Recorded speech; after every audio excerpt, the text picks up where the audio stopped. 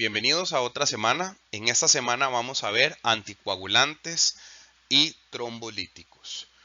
Es necesario hacer una pausa a esta altura del cuatrimestre para poder reflexionar sobre lo que estamos haciendo.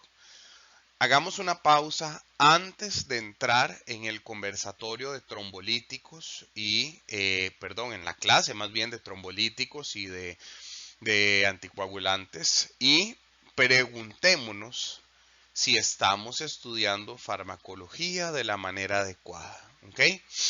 Hemos hablado en varias clases atrás sobre la dinámica o sobre el método más eficiente para lo que es estudiar farmacología.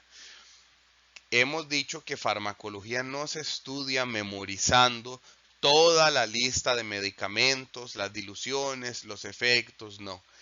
Hemos dicho extensamente que para estudiar farmacología, que para lo que es aprender y entender farmacología, lo que tenemos que hacer es estudiar primero la enfermedad, ¿ok? Tenemos que estudiar primero la enfermedad y luego que hemos estudiado la enfermedad, vamos a estudiar farmacología. Pero antes de estudiar, déjenme aquí ver, antes de estudiar la parte de una persona enferma, tenemos que estudiar una persona sana. Hemos mencionado en clases atrás que por eso el ordenamiento de universitario nos enseña primero anatomía y fisiología, luego vemos a un cuerpo o a un sistema enfermo y luego vemos algunos de estos medicamentos que puedan contrarrestar su proceso de enfermedad, ¿ok? O curar o prevenir, etcétera. Y de eso precisamente vamos a hablar en esta siguiente clase. En esta clase vamos a hablar sobre un trombo, ¿ok? Vamos a hablar sobre la formación de un trombo, vamos a hablar sobre la formación de un coágulo. Y la mejor manera de poder explicar esto es imaginando una pared de ladrillos. Acá les hago una pregunta. ¿Qué necesito para poder construir esta pared de ladrillo? ¿Qué necesito para poder elaborar o edificar esta pared para que nadie pase de un lado a otro? Bueno, necesito dos ingredientes básicos. Alguien me puede decir varilla, alguien me puede decir que el terreno esté firme, alguien me puede decir un montón de cosas, sí. Pero necesito dos ingredientes básicos para poder elaborar esta pared. La primera, ¿cuál es? Los ladrillos. Sin ladrillos yo no puedo hacer esta pared. No puedo hacer una pared de puro concreto, de puro eh, de pura mezcla, ¿ok? Posiblemente alguien diga, sí, sí se puede hacer, bueno, pero es para el tema del ejemplo, ¿ok? No puedo hacer una pared de pura mezcla, porque va a quedar más debilitada. No puedo hacer una pared de puro ladrillo, sin pegarle mezcla, porque con una patada se cae toda la pared, ¿ok? Necesito hacer una pared que tenga ladrillos y que tenga cemento para pegar esos ladrillos. Así se forma esta gran pared y va a evitar que lo que esté aquí adentro pueda salir y que lo que esté afuera pueda entrar. ¿Por qué me está dando este ejemplo, profesor? Bueno, resulta que la formación del trombo, la formación de un coágulo, es exactamente igual a esto, ¿ok? Vamos a necesitar dos ingredientes para llegar a la formación del ladrillo y a la formación del cemento para formar un coágulo o para formar esta pared. Este es un evento, el proceso de coagulación o el proceso de hemostasia, es un evento en que tiene que pasar primero una cosa para que luego suceda otra. es un evento en que tiene que llevar un orden, ¿ok? Hace un tiempo atrás, inclusive, bueno, todavía en la actualidad, se le habla de cascada de coagulación, en donde, bueno, ya no se utiliza tanto ese término de cascada de coagulación para que ocurra una cosa, luego que ocurra otra, luego que ocurra otra. Bueno, es un ejemplo con este efecto dominó que les estoy enseñando acá, ¿ok?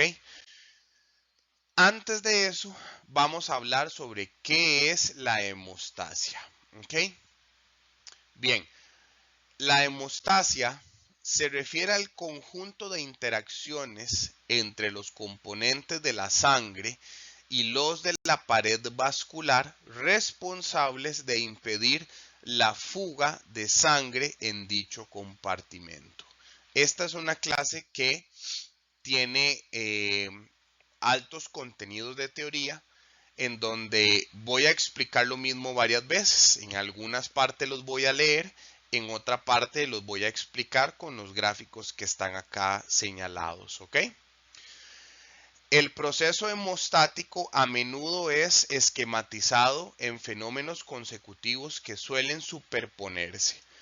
Vasoconstricción localizada, adhesión de plaquetas al subendotelio, formación del tapón plaquetario, reforzamiento de este a través del depósito de fibrina, activación de mecanismos inhibitorios de regulación y finalmente la degradación del material depositado a través del sistema plasminógeno plasmina.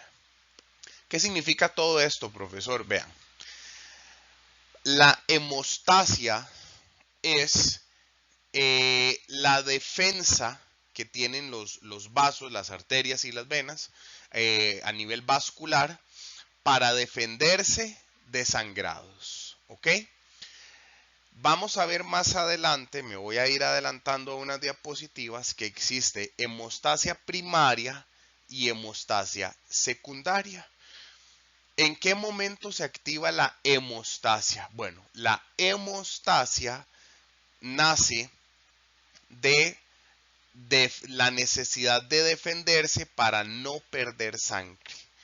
El mismo vaso, ¿okay? El mismo sistema arterial o venoso se va a defender para no perder sangre. Ese líquido vital es muy apreciado por el organismo y tiene un sistema de alta defensa para evitar este tipo de sangrados, ¿ok?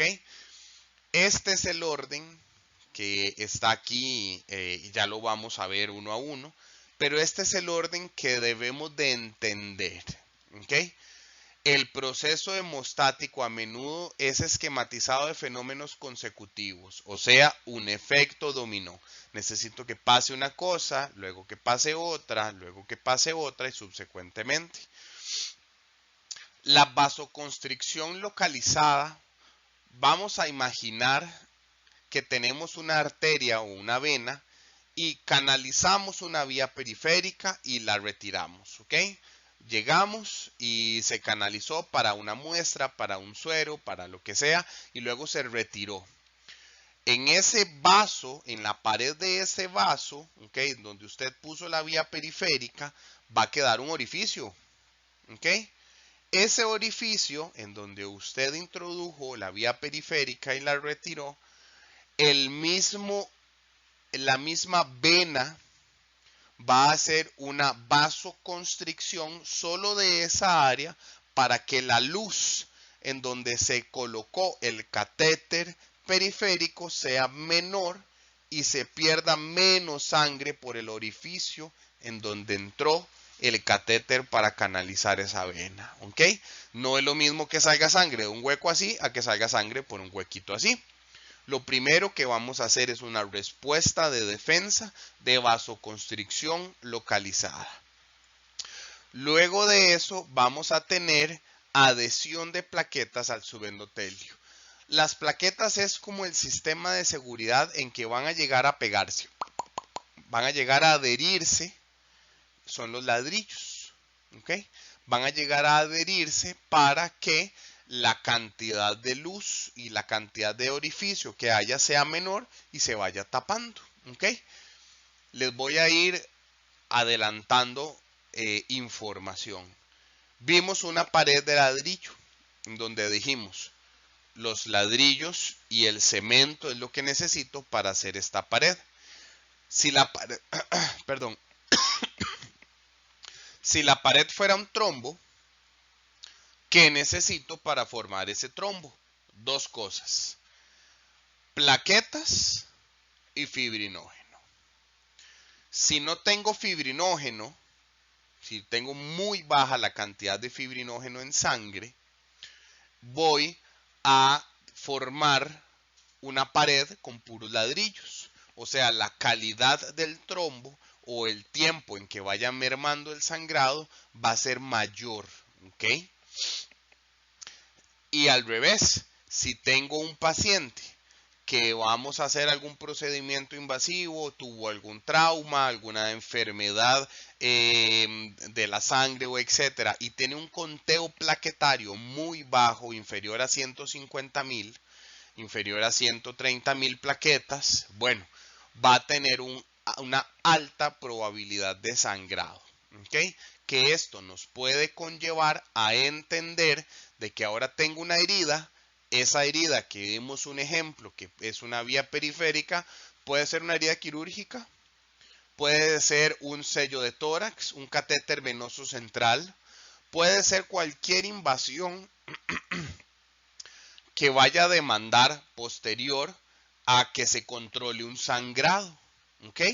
Si tengo un bajo conteo plaquetario, voy a tener una baja adhesión de plaquetas al subendotelio, voy a formar un tapón con mayor tiempo, ¿verdad? Va a tener que pasar más tiempo para controlar este sangrado, o en su defecto, como muchos pacientes necesitan, su aporte de plaquetas por vía intravenosa, una transfusión de plaquetas. ¿Ok? El sistema hemostático permite al organismo tapar una lesión de un vaso. Ya lo conversamos. Es un sistema de defensa en donde vamos a tapar un orificio que el cuerpo lo cataloga como una lesión. ¿Ok? El cuerpo no ve normal que me pongan un catéter venoso central. ¿Ok? Entonces voy a tapar esa lesión con ladrillos y cemento. Voy a tapar esa lesión con un trombo que se forma con plaquetas y fibrinógeno.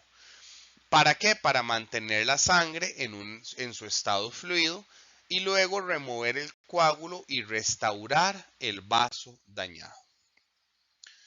La hemostasia es un proceso que mantiene la integridad de un sistema circulatorio cerrado y de alta presión después de un daño vascular.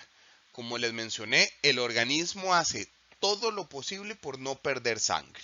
¿Ok? Entonces, este es un sistema de defensa que se emplea para que el organismo no pierda sangre a toda costa. ¿Ok?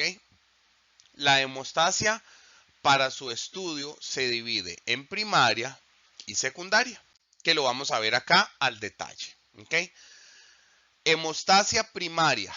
Aquí está el vaso lesionado. Utilizamos la palabra lesionado para entender que por este orificio fue desde algo terapéutico como un catéter periférico, un catéter venoso central, puede ser inclusive un transductor arterial femoral para hacer exploración de coronarias, o puede ser algo no terapéutico como una herida de arma blanca. Puede ser un balazo, puede ser parte de un politrauma, puede ser algo que conlleve al concepto de vaso lesionado. ¿Qué va a pasar después de eso? Hay una vasoconstricción. De nuevo, no es lo mismo que salga sangre de un orificio de este tamaño a que salga sangre de un orificio de este tamaño. Hay una vasoconstricción y una agregación de plaquetas. ¿Ok? Se van agregando plaquetas en la periferia de la zona lesionada para evitar el sangrado. ¿Ok? En hemostasia primaria intervienen los vasos sanguíneos, las plaquetas y las proteínas adhesivas, formación del trombo plaquetario. Aquí se va a ir formando el trombo plaquetario, pero esto es solo la hemostasia primaria. Luego de esto viene la hemostasia secundaria o la coagulación, donde participan proteínas plasmáticas como factores procoagulantes, factores inhibidores de la coagulación, células sanguíneas y el calcio iónico. ¿Para qué? Para consolidar el tapón plaquetario y transformar el fibrinógeno en fibrina. Entonces, esto es una respuesta A en donde hay vasoconstricción y hay agregación plaquetaria para formar el trombo plaquetario, pero luego se da un consolidado en ese tapón para unir ese trombo plaquetario con la fibrina, ¿verdad? Para hacer una fibrina estable, de fibrina pasa a fibrina estable y luego forma el coágulo. Y ese coágulo llegaría a obstaculizar u obstruir en su totalidad todo el orificio que se había hecho de manera inicial por ese catéter o por esa herida de arma blanca. ¿Ok? Aquí yo no les voy a preguntar ni les voy a solicitar ni que se memoricen toda la cascada de coagulación, ni que el von Willebrand va hasta el Christmas y que todo esto no. ¿Por qué? Porque no necesito que se memoricen al dedillo la cascada de coagulación. Necesito que entiendan por qué una persona sangra y por qué una persona deja de sangrar, que me parece más necesario para atender un paciente que va desde sala de operaciones a un paciente que ingresa a una sala de shock con un sangrado incontrolable, ¿ok? Un paciente que esté sangrando frente a ustedes no se van a poner a recitarle toda la cascada de coagulación. Mejor, luego de esta explicación, van a buscar cuántas plaquetas tiene el paciente, cuánto está su último hemograma, cuánto tiene de fibrinógeno, cuánta hemoglobina tiene, por ejemplo, ¿ok? Entonces, esta educación está basada en las herramientas en que necesitan ustedes para ir a atender pacientes. Bueno, profesor, pero entonces, si coagular es un sistema de defensa del organismo, ¿por qué se dan medicamentos anticoagulantes? Muy bien, excelente pregunta. Resulta que hay momentos en que se forma un trombo para obstruir algún orificio en que estamos perdiendo sangre, ¿verdad? Pero resulta que a veces el organismo forma algún trombo y ese trombo viaja a algún lugar del cuerpo y se aloja en sistema pulmonar, en una vena profunda, ¿verdad? Como trombosis venosa profunda. Y se necesita la administración de anticoagulantes que van desde la opción de destruir o lisar un poco la parte del trombo hasta evitar la formación de nuevos trombos. También existe la particularidad de que existen usuarios que tienen algunas prótesis o algunos dispositivos dentro de sí que se les da un medicamento para evitar la agregación plaquetaria. Y aquí les explico lo siguiente. Existen usuarios que se les coloca un catéter venoso central, subclavio, yugular o femoral, en donde el cuerpo no entiende que ese es un catéter que me está salvando la vida, eso el cuerpo no lo sabe. El cuerpo solo entiende que hay un tubo de hule dentro de la vena subclavia y que no es parte del organismo. Entonces empieza a defenderse y empiezan a agregarse plaquetas y empiezan a agregarse sistemas de defensa encima de ese catéter venoso central. Entonces, uno de los cuidados de enfermería que debemos de tener en lo que es enfermería crítica es que este tipo de usuarios que tengan este catéter venoso central tengan medicamentos, lo que podríamos llamar profilácticos para evitar la formación de trombos, tromboprofilaxis, que se vayan a agregar en el catéter y que produzcan algún tipo de evento trombótico, ¿ok? Otro ejemplo está en algunos pacientes que utilizan válvulas mecánicas para lo que es cirugías de corazón, en donde tienen que llevar una anticoagulación durante mucho tiempo, ¿ok? Para evitar la agregación plaquetaria de esas plaquetas, ¿verdad? En estas válvulas y que se genere una condición de emergencia, ¿ok? Aquí hay un resumen muy básico. Aquí ya me detuve bastante en esta diapositiva. Ustedes la tienen en la presentación, en que es un resumen de parte de lo que les acabo de explicar. Acá más al detalle, más técnico, más profundizado, en donde habla qué es la hemostasia, cómo detiene el sangrado. Aquí se puede ver la parte de la vasoconstricción. Hay una vasoconstricción para que salga menos la cantidad de sangre. Y aquí se ve lo que es la formación del trombo plaquetario y ya el trombo como tal con la fibrina estable y el resto de las plaquetas para obstaculizar el área en donde estábamos perdiendo sangre. ¿Ok? Este es lo que mal llamamos cascada de coagulación, que en sí lo correcto ahora llamarlo es modelo celular de coagulación, en donde podemos ver factores que van a ir llegando hasta lo que es la red de fibrina estable, que como se los repito, no es de mi interés que se memoricen al dedillo cada uno de los pasos y de los factores de coagulación, sino que entiendan y tengan las herramientas sobre qué hacer cuando un paciente esté sangrando o cómo puedo anteponerme y qué debo de revisar a un usuario, ¿verdad? Que va para sala de operaciones, por ejemplo, o que tiene un sangrado incontrolable o un sangrado crítico en un dreno o en alguna herida, que debo de valorar en ese paciente, ¿ok?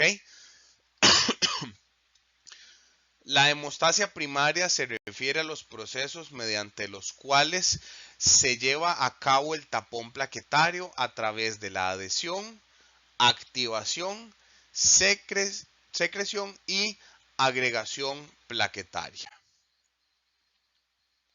La hemostasia secundaria involucra la activación del sistema enzimático de coagulación, cuyo principal objetivo es la formación de la trombina y fibrina para la estabilización del coágulo. Finalmente se encuentra el proceso de fibrinólisis, el cual se encarga de remover los restos del coágulo. Explico esto que lo acabo de mencionar entonces. En la parte secundaria lo que se hace es llevar el apoyo de la fibrina estable para formar el coágulo. Pero luego de esto, como lijar una pared, ¿verdad? Ya puse el repello en este momento que es ese muro, ¿verdad? De plaquetas y de cemento y de fibrinógeno y de los adoquines que vimos aquí, ¿verdad? De los bloquecitos de cemento. Ahora necesito remover los excesos para que haya permeabilidad en ese vaso. De nuevo, ¿qué es hemostasia primaria? Es el proceso de formación de un tapón plaquetario, iniciado ante una lesión vascular, llevándose a cabo una estrecha interacción entre el endotelio y la plaqueta. En la hemostasia primaria existe una serie de mecanismos que se desencadenan durante una lesión vascular y que permitirán la formación del tapón hemostático plaquetario. Esta es la teoría de lo que expliqué con los gráficos anteriormente, ¿ok? Por si queda algún tipo de alguna duda, aquí está la parte teórica, ¿ok? En donde sustenta aún más lo que vimos con anterioridad, ¿ok? Dichos mecanismos se ordenan en las siguientes fases: adhesión, activación y secreción y luego agregación, ¿ok? Ante una lesión vascular, las plaquetas se unen al subendotelio o al tejido perivascular expuesto a la sangre. Este proceso inicial se llama adhesión plaquetaria. El colágeno se une a la plaqueta mediante el GPIB y el factor von Willebrand. Este se une al colágeno y cambia su conformación, lo que permite que la proteína mencionada se le una, fijando la plaqueta al colágeno. Simultáneamente ocurre la secreción plaquetaria de sustancias activas almacenadas en los gránulos. Los agonistas estimulan la unión de unas plaquetas con otras. El reclutamiento de más plaquetas y el crecimiento de coágulos se conoce como agregación plaquetaria. En este punto, el coágulo es una masa de plaquetas degranuladas, empacadas y estrechamente y rodeadas de muy poca fibrina. Para la agregación se requiere fibrinógeno, que ya lo vimos. La membrana de las plaquetas activadas también ofrece el ambiente ideal para acelerar la generación de fibrina, al proveer de fosfolípidos necesarios para la formación del coágulo definitivo. ¿Okay? Aquí lo vuelvo a explicar con una imagen. No tengo problema en volver a explicarlo tanto en la parte teórica como en la parte gráfica, ya que todos aprendemos de diferentes maneras, no hay ningún problema. ¿Qué pasa en la hemostasia primaria? Hay una fase vascular de vasoconstricción que aquí se le denomina diferente, espasmo vascular, lo cual está bien, vasoconstricción o espasmo vascular para disminuir el orificio en donde estamos perdiendo sangre. ¿Okay? Y luego sigue la fase plaquetaria que pasa por estas 4 etapas: adhesión, activación, degranulación y agregación, en donde se agregan las plaquetas para evitar que perdamos sangre. ¿Okay? Destrucción plaquetaria, liberación de serotonina, factor plaquetario y tromboxano A2. Y luego, le repito otra vez, en la hemostasia secundaria comprende la activación del sistema de coagulación de acuerdo con el modelo celular que se divide en 3 fases: iniciación, amplificación y propagación. Que vamos a ver ahora que lo estamos explicando de esta manera, qué es iniciación, qué es amplificación y qué es propagación. En lo que es la iniciación, el factor tisular es sintetizado por diferentes tipos celulares y expresado en la membrana celular. Evidencia sugiere que las vesículas de membrana que contienen el factor tisular pueden unirse a la superficie plaquetaria de un trombo en evolución.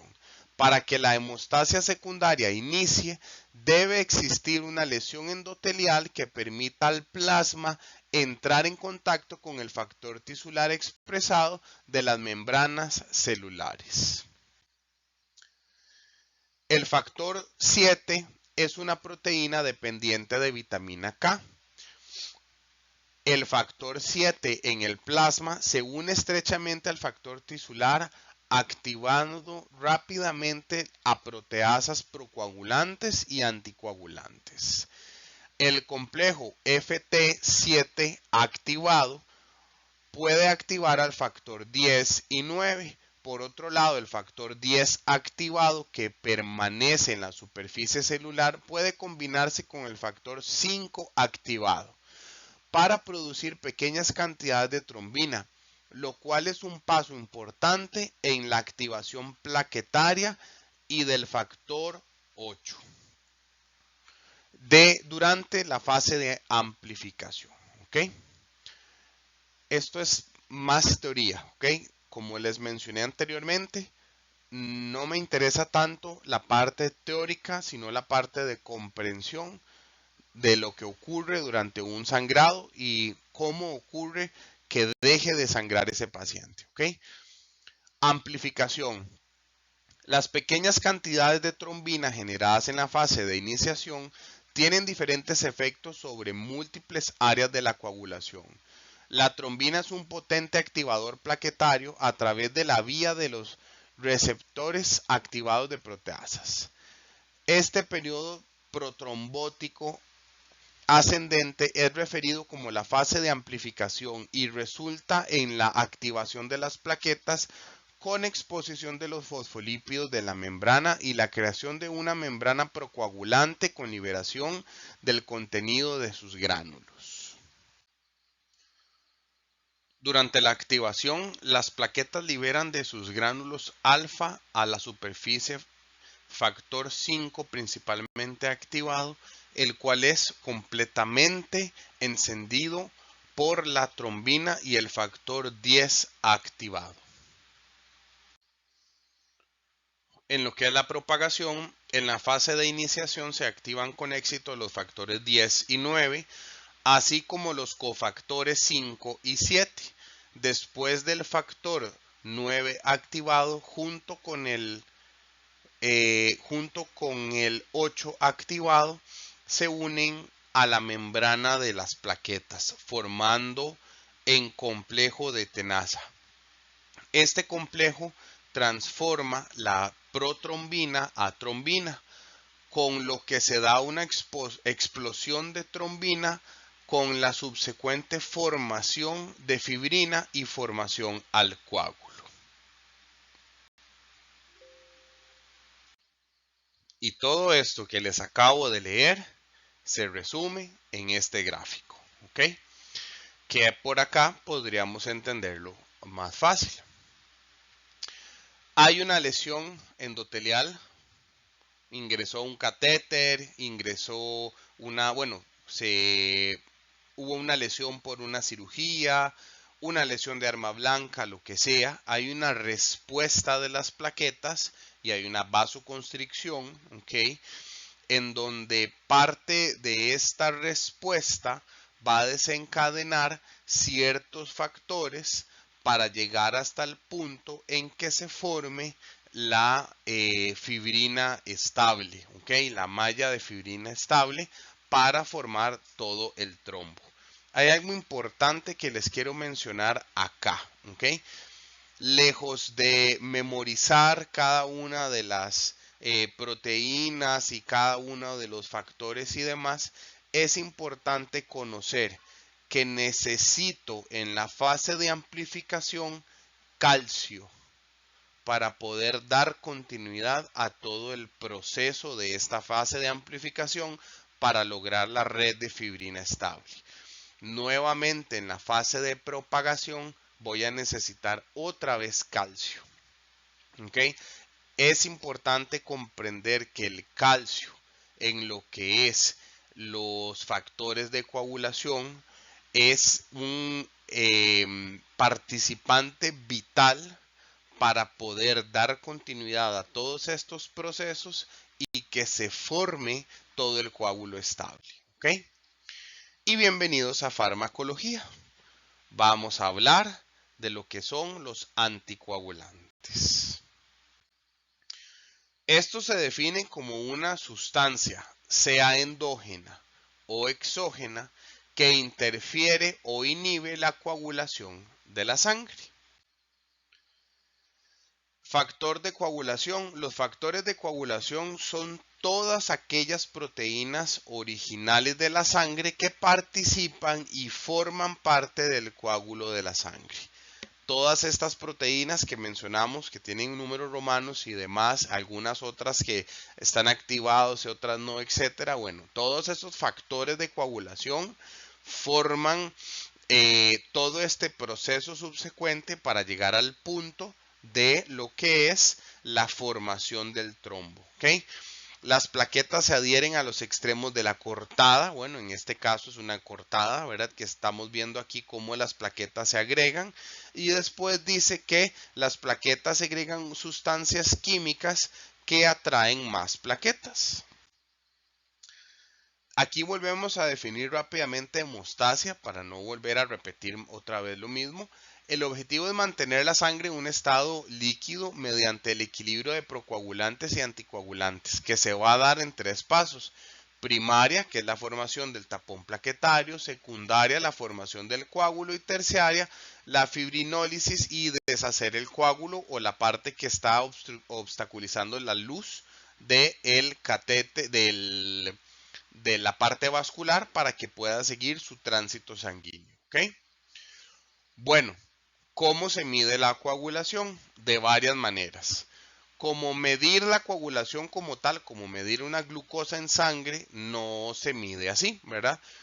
Porque hemos visto que hay varios factores, hemos visto que hay varios momentos en que necesito poder formar toda una parte para que se forme el coágulo, ¿verdad? Que va desde cuántas plaquetas, que va desde cuánto fibrinógeno. Entonces son varias caras que podemos medir para poder ver si se forma o si no se forma ese coágulo, ¿ok? Entonces, ¿cómo se mide la coagulación? Bueno, uno de estos herramientas que se utiliza para medir es el TP, junto con el INR, que son pruebas de laboratorio que evalúan específicamente la vía extrínseca de coagulación sanguínea. El rango normal de TP varía de 12 a 15 segundos y el del INR de 0.8 y 1.2. Por lo general el TP y el INR se determinan en combinación con el tiempo de tromboblastina parcial activada, el cual evalúa la vía intrínseca de la cascada de coagulación. La coagulación debe ocurrir entre 25 y 35 segundos. Resumen, de las herramientas que más se utilizan para medir cuánto tiempo se tarda en lo que es la formación de la cascada de coagulación para que se forme este coágulo como tal, uno de ellos es el TPT, ¿ok? En donde tiene que durar aproximadamente de 25 a 35 segundos para formar este coágulo, ¿ok? Si dura más que eso, podríamos decir que el paciente se encuentra anticoagulado, ¿ok? Para llegar a conceptos de anticoagulación, podríamos decir que es de 1.5 a 2 veces del resultado basal. O sea, no todos los pacientes que utilicen heparina por 5.000 unidades cada 12 o 5.000 unidades cada 8, que se utilice como tromboprofiláctico, van a llegar a dosis de anticoagulación. La anticoagulación no está determinada por la administración de un fármaco, sino por la respuesta del fármaco en el organismo de la persona del paciente, ¿ok? Entonces, si una persona utiliza dosis bajas de algún anticoagulante o heparina o etcétera para tromboprofilaxis, o sea, evitar esta agregación de plaquetas al catéteres, encamamiento, etcétera, no quiere decir que esté anticoagulado. Para poder decir que un paciente está anticoagulado, es necesario medir el TPT y evaluarlo y compararlo con el TPT basal y poder decir sí, el TPT basal está en 35 y ahora está en 60, ahora está en 70, sí, se encuentra anticoagulado, ¿ok? Entonces eso es importante tenerlo bien claro. La anticoagulación no va de la mano con la respuesta del uso de un fármaco, sino de la respuesta del organismo a ese fármaco, ¿ok? Y otra arista a evaluar importante en lo que es tiempo de coagulación son los conteos de plaquetas. La cantidad normal de plaquetas en sangre es de 150.000 a 400.000 por microlitro. Entonces, es importante medir cuántas plaquetas, cuántos ladrillos tiene el paciente para poder construir esta gran muralla que le llamamos trombo, ¿ok? Otra vez acá la cascada de coagulación, que no la vamos a volver a recalcar, que ya la vimos con anterioridad. Y acá están parte de algunos de los factores de coagulación sanguíneos, donde hablamos de que cada uno necesita o depende, ¿verdad?, de un evento previo y posterior para llegar hasta lo que es la red de fibrina estable, ¿ok? La malla estable de fibrina para poder formar el coágulo, ¿ok?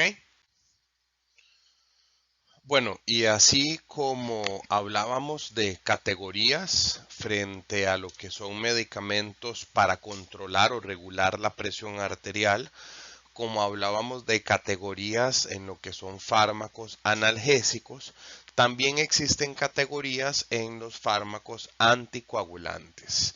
Tenemos los anticoagulantes orales, antiplaquetarios, inhibidores directos de la trombina e inhibidores del factor 10 activado. Con solo esta presentación ya podríamos hablar que recae la importancia de conocer la fisiología y la fisiopatología de algún de procesos de enfermedad del paciente, etcétera, porque ahora, luego de explicar cuál es el papel de las plaquetas en lo que es la formación de un trombo, ¿verdad? Hablábamos que las plaquetas es esta formación como si fuesen ladrillos y el fibrinógeno, la fibrina, la red de fibrina estable, el cemento. Con facilidad ya les puedo explicar qué hace un fármaco encargado de denominado antiplaquetarios, antiagregantes plaquetarios. ¿Ven? Ahora se va haciendo más sencillo poder conversar qué ocurre en la categoría de los fármacos cuando hay inhibidores directos de la trombina, que todo esto nos va a dar en la formación de la cascada de coagulación, la red de fibrina estable. Acá tenemos las heparinas que se deben administrar por vía parenteral. Se administra o también por infusión intravenosa continua o por inyección subcutánea. La ventaja de una vida media circulante prolongada. No se administra por vía intramuscular debido al riesgo de sangrado local. La farmacodinamia, la heparina inhibe la formación de la trombina y de la fibrina, activando la antitrombina 3. La antitrombina 3 inactiva entonces los factores 9, 10, 11 y 12 activados en las vías intrínsecas y común. El resultado final es la prevención de un coágulo de fibrina estable. ¿Recuerdan cuando estábamos hablando sobre cómo se forma el coágulo y demás? Que hay una primera respuesta plaquetaria y luego a través de las vías intrínsecas de la cascada de coagulación iba a darse la formación de la red de fibrina estable. Todo esto no va a ocurrir porque se va a inhibir con los fármacos, en este caso la heparina, ¿ok? Hay que entender que esto no quiere decir que se va a atenuar o que no va a ocurrir y que el paciente la mínima va a sangrar de manera incontrolable. No, esto es para reducir, ¿verdad? Esto lo que hace es reducir la respuesta de la red de fibrina estable y prolongar un tiempo más, ¿verdad? Alargar el tiempo de TPT, digámoslo así, lo que hace es no llevarlo a cifras en que el paciente con el mínimo catéter, la mínima glicemia o etcétera va a sangrar, sino que va a tardar más, es el concepto adecuado, en formar la red de fibrina estable, ¿ok? La heparina se usa en diferentes situaciones clínicas para evitar la formación de coágulos o la extensión de los que ya existen. Prevención o tratamiento de la tromboembolia venosa caracterizada por la activación intravascular inadecuada o excesiva de la coagulación sanguínea. Se usa también en tratamiento en pacientes con fibrilación auricular, que es una arritmia que causa que la sangre se acumule en las aurículas, incrementando el riesgo de formación de coágulos. Aquellos pacientes en que tienen inestabilidad eléctrica a nivel auricular, en las cámaras de arriba del corazón, que lo vimos en clases anteriores, en donde esas cámaras no pueden contraerse en mayor porcentaje o en un porcentaje normal, ¿verdad? En que no se eyecta la cantidad de sangre habitual desde las aurículas hasta los ventrículos.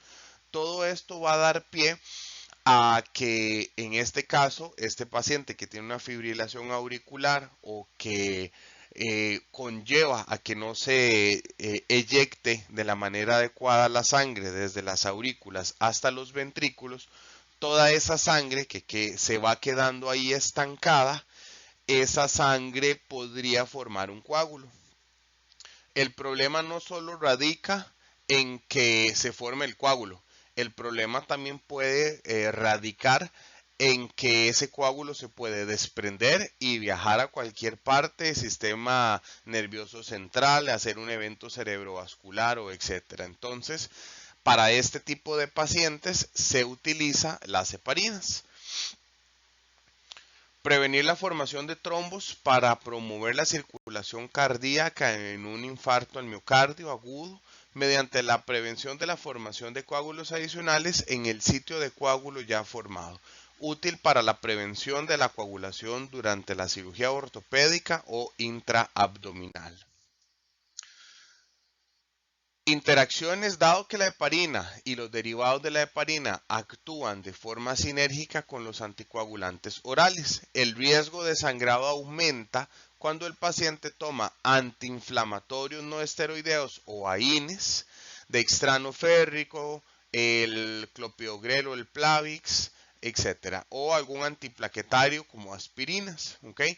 No podemos dar un medicamento para aumentar el tiempo de formación de la fibrina estable y tras de eso un antiagregante plaquetario, porque el riesgo de sangrado va a ser muy grande. ¿Okay? La nitroglicerina puede inhibir los efectos de la heparina y sus derivados, y el sulfato del protamina se une a la heparina para formar una sal estable, y la administración de plasma fresco congelado contrarrestan los efectos de heparina y sus derivados. ¿Okay? Anticoagulantes orales, vamos a hablar de uno de los más comunes, que es la warfarina, que se absorbe rápidamente por vía oral.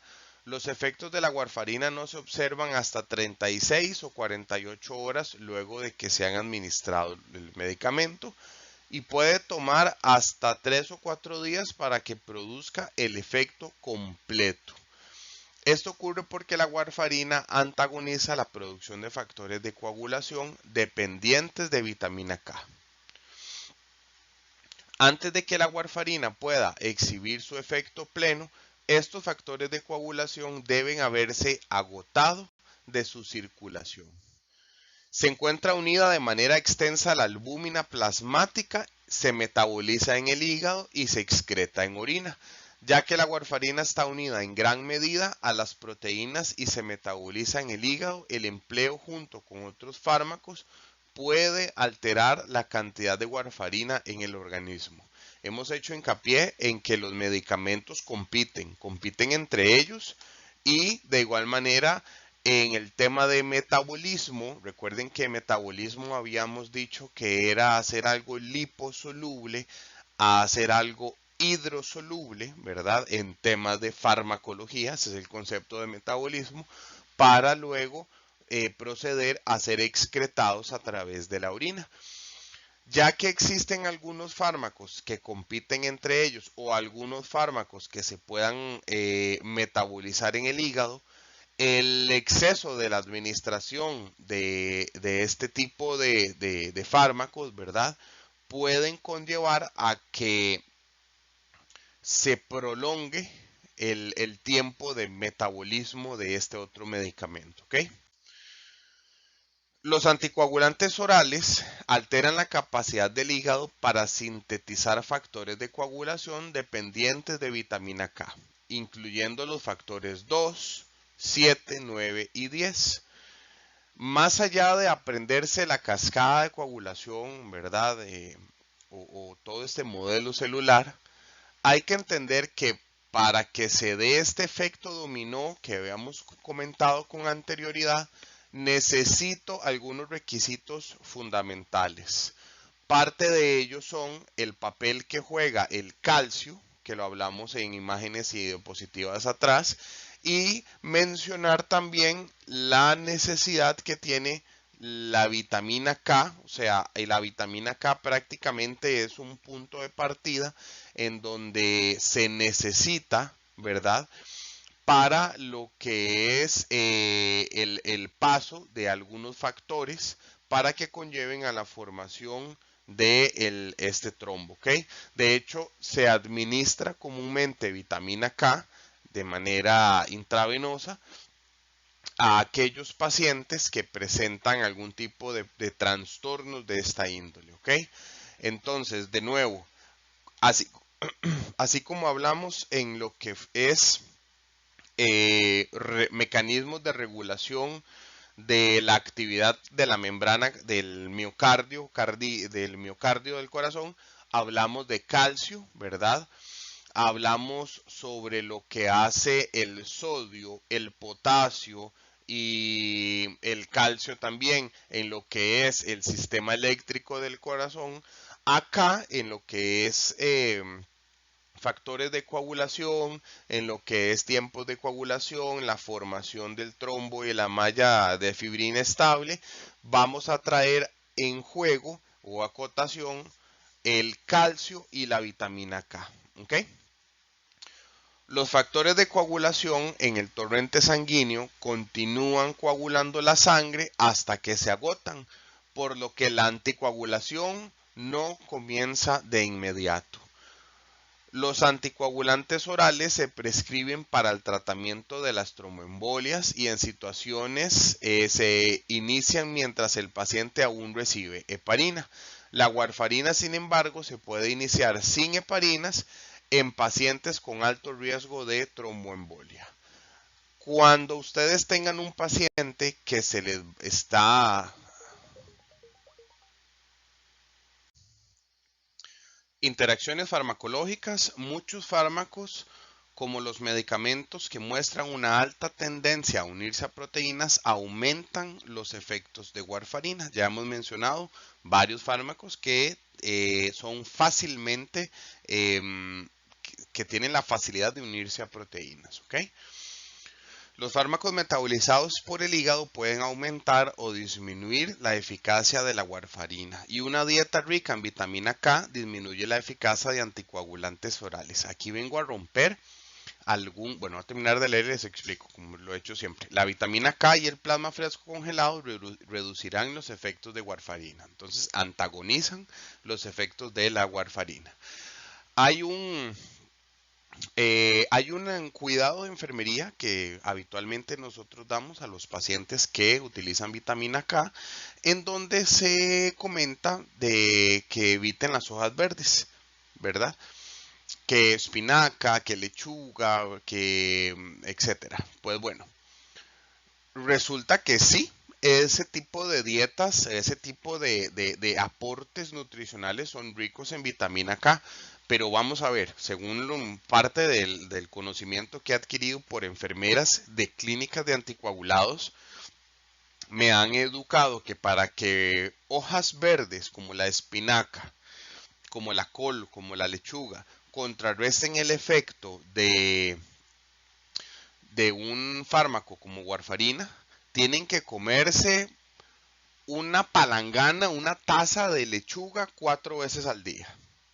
Entonces, el consumo excesivo, así algo que sea muy exagerado para nuestra mente, tendría que traducirse en un plato de comida varias veces al día para que contrarreste ese efecto. Con esto, ¿por qué les estoy explicando eso? Porque el paciente puede disfrutar en algún momento de una ensalada, de algo que tenga lechuga, de algo que tenga espinaca, ¿verdad? Sí podría hacerlo en algún momento, no como un paciente diabético que sí tendría que alejarse de las cosas dulces con regularidad, ¿verdad?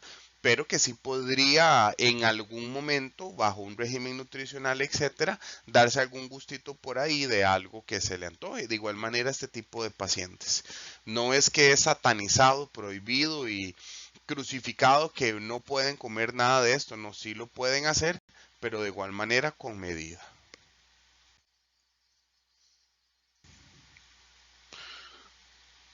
Los antiplaquetarios se utilizan para prevenir la tromboembolia arterial, particularmente en pacientes con riesgo de infarto al miocardio, ictus, arteriosclerosis y algunos de estos fármacos incluyen el ácido acetílico, la aspirina, ¿verdad? El clopidogrel, el dipiridamol y ticlopidina. Estos últimos dos que no son dados con tanta regularidad en el servicio público. Los antiplaquetarios intravenosos se utilizan en el tratamiento de síndromes coronarios. Muy sencillo con estos fármacos. Vimos que parte de la respuesta de la homeostasis, de la homeostasia primaria, es la agregación plaquetaria. Entonces, es la primera respuesta que vamos a dar frente a sangrados, frente a cuerpos extraños que están en el torrente sanguíneo, que tenemos que atacarlos de alguna manera. Haya esa agregación plaquetaria, como en los catéteres, que les mencioné que en el catéter se empiezan a pegar plaquetillas hasta formar un trombo plaquetario.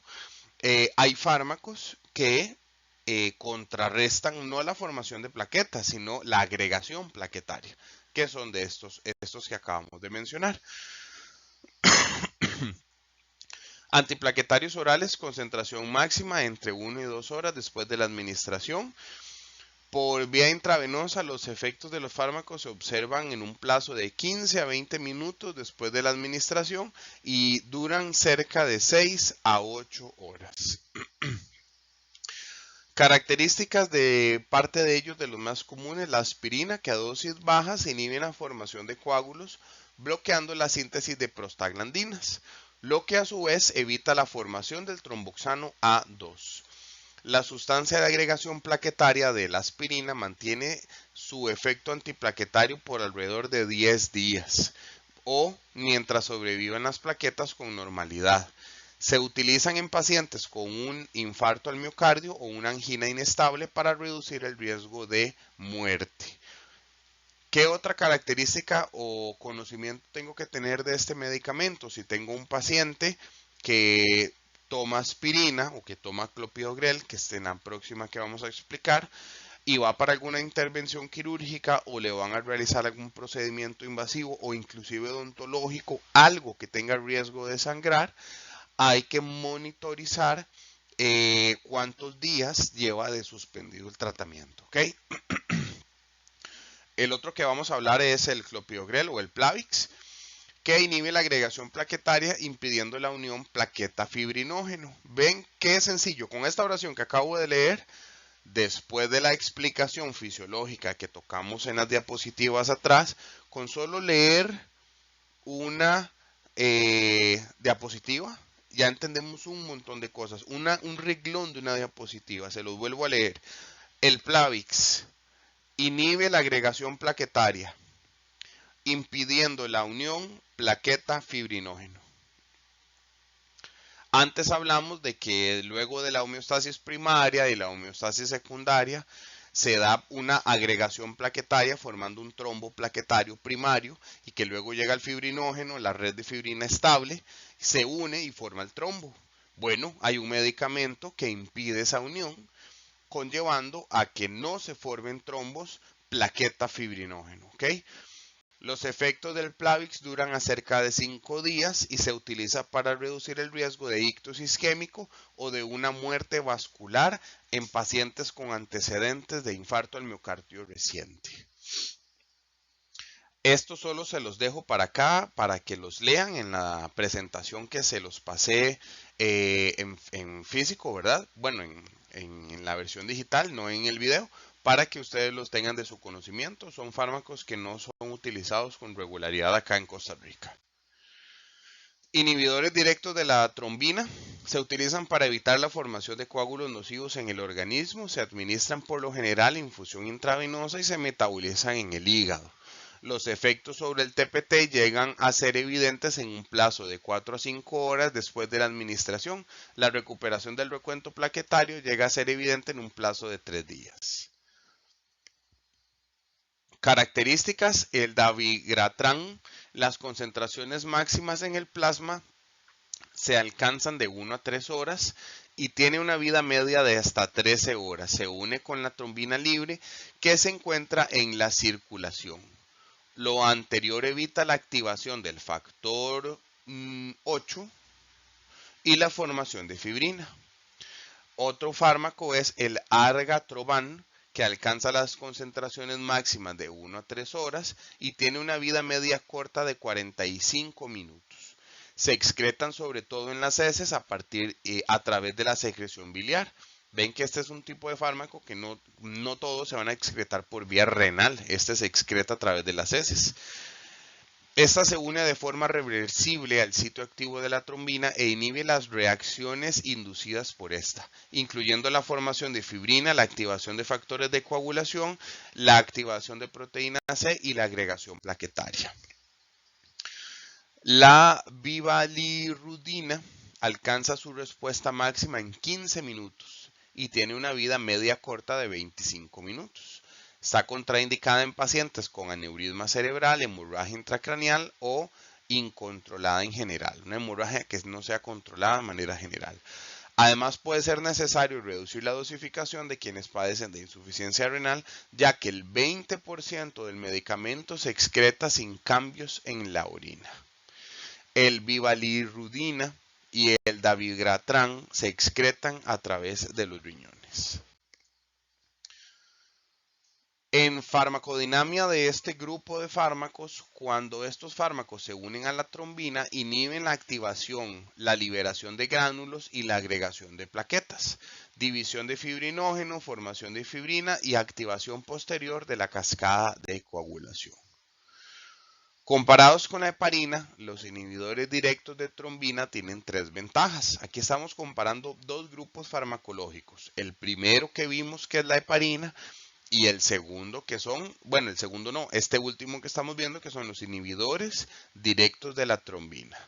Comparándolos hay ventajas. Tienen actividad contra la trombina unida al coágulo. Poseen efectos anticoagulantes más predecibles y no son inhibidos por la reacción de liberación plaquetaria.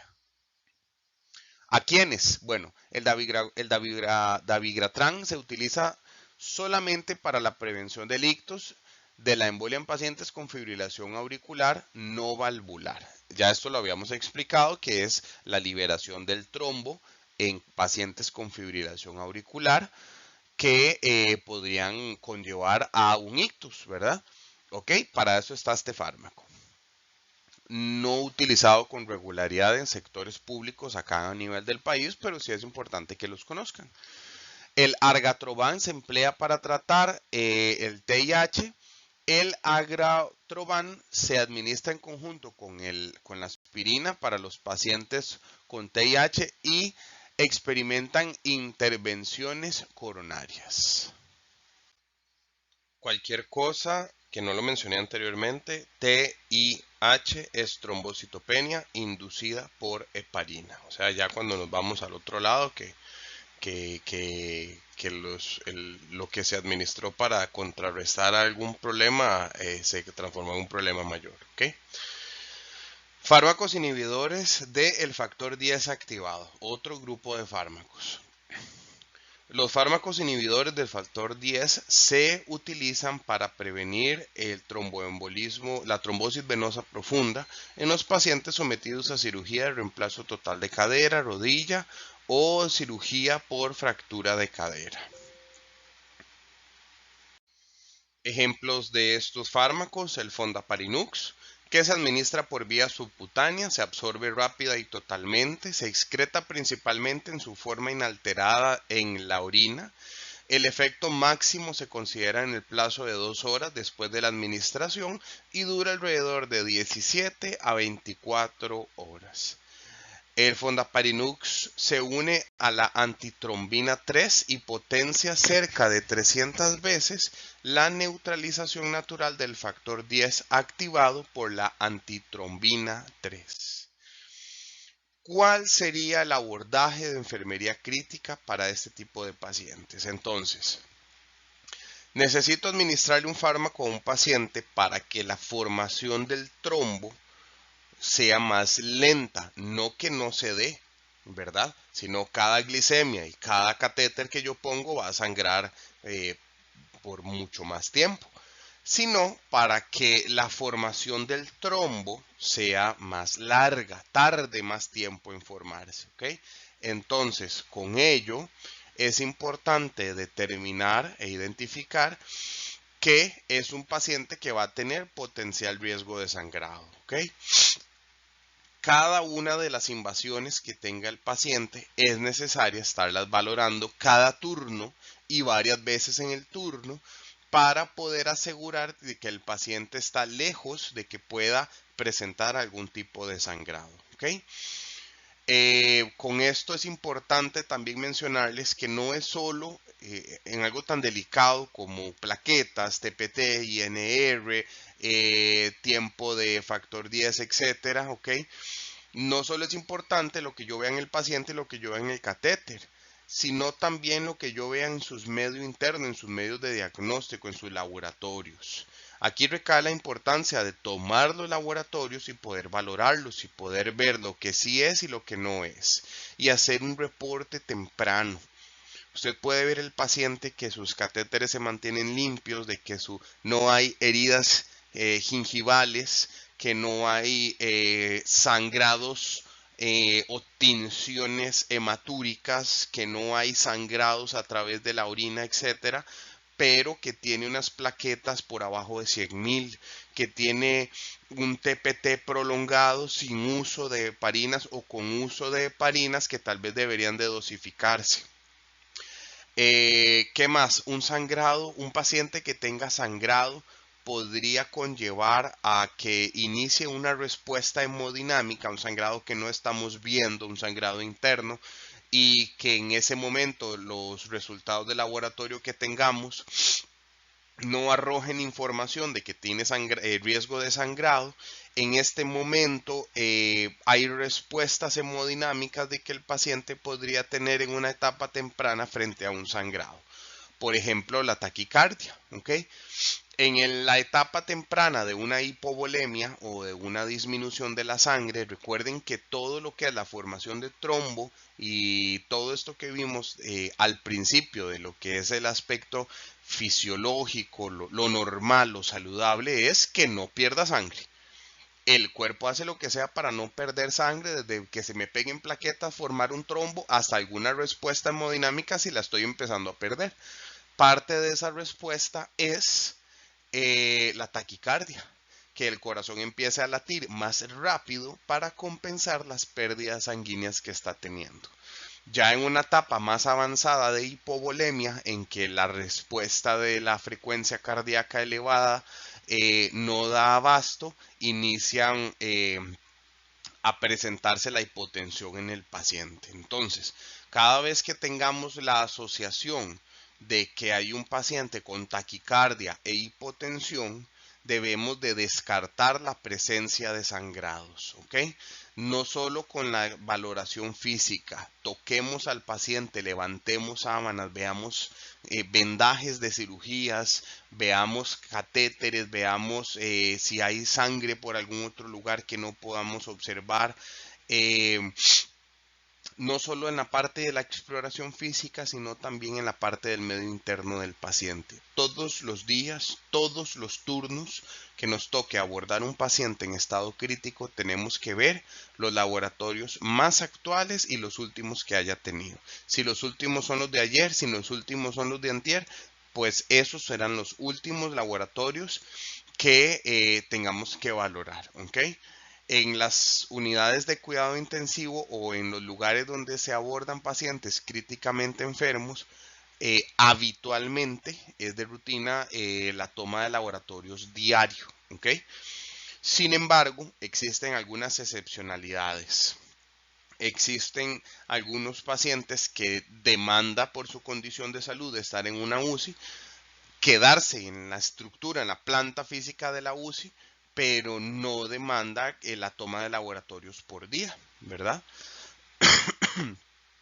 Hay ciertas excepcionalidades, ¿ok? Son muy pocas, pero sí hay que entender y comprender que hay que manejar al dedillo y conocer los laboratorios del paciente, ¿ok? Bueno, aquí hay otras más acciones de enfermería que se las dejo para que ustedes las repasen.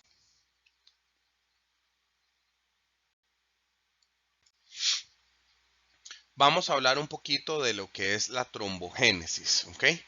Que ya hablamos de las etapas de lo que es homeostasia primaria, homeostasia secundaria, la formación del trombo plaquetario, la formación de fibrina, etcétera. Ahora vamos a ver un grupo de fármacos muy interesante que es eh, los fármacos encargados de destruir los trombos que se forman por algún evento fisiopatológico y que están obstruyendo, que están generando algún problema de salud al paciente. ¿Ok? Antes de esto vamos a repasar estos conceptos que la producción de trombina libera ADP, síntesis de prostaglandinas como tromboxano 2, que lo vimos ahora cuando mencionamos aspirina, trombo blanco, que son plaquetas, reducción de flujo, éstasis y formación de red de fibrina, y luego el trombo rojo, que ya son eritrocitos atrapados, desprendiendo el desprendimiento de émbolos. La sangre se coagula por la transformación de fibrinógeno, factor 1, en la fibrina insoluble. Regulación de la coagulación y de la fibrinólisis. Inhibición de la fibrina y fibrinólisis. El plasma contiene alfa 1 antiproteasa, alfa 2 macroglobulina, alfa 2 antiplasmina y antitrombina. Y fibrinólisis es la conversión del plasminógeno inactivo a la enzima proteolítica de plasmina. ¿Okay? Esto porque es importante entenderlo, no memorizarlo, por lo siguiente. Hay un grupo de fármacos que se llama trombolíticos, que el objetivo de los trombolíticos es, me puse la cámara en un lugar incómodo, pero bueno, que este trombo, en donde yo estoy metido aquí en la cámara, esta red, esta sierra que está aquí circular, que la denominan plasmina, llega prácticamente a pulverizar, llega prácticamente a destruir la formación de ese trombo, ¿ok? Pero usted me acaba de decir que el trombo se usa para manera defensiva. Ahora viene a destruir la defensa que está creando. Bueno, el tema es que existen muchas veces daños colaterales, que quiere decir que el organismo produce algo para defenderse, pero eso que produjo podría conllevarlo a un problema de salud B para el paciente. Por ejemplo, procesos inflamatorios. La inflamación vimos con anterioridad que es un sistema de defensa. El cuerpo se inflama, se defiende porque es una respuesta a algo, pero el exceso de producción de inflamación puede generar problemas subsecuentes al paciente, igual a formación de un trombo. Se formó un trombo para tapar un hueco, orificio, sangrado o lo que el cuerpo haya identificado, sí, pero ese trombo liberado o ese trombo que se desprendió o X puede llegar a alojarse en algún otro espacio vascular que conlleva algún problema de salud del paciente. Hay un grupo de fármacos que se llama trombolíticos que llega a destruir la formación de ese trombo. Son utilizados para disolver el coágulo o trombo ya existente en una situación aguda o de emergencias. Medicamentos: Alteplasa para pacientes de infarto agudo, eventos cerebrovasculares, ictus isquémicos agudo, obstrucción de una arteria periférica y permeabilidad de vías.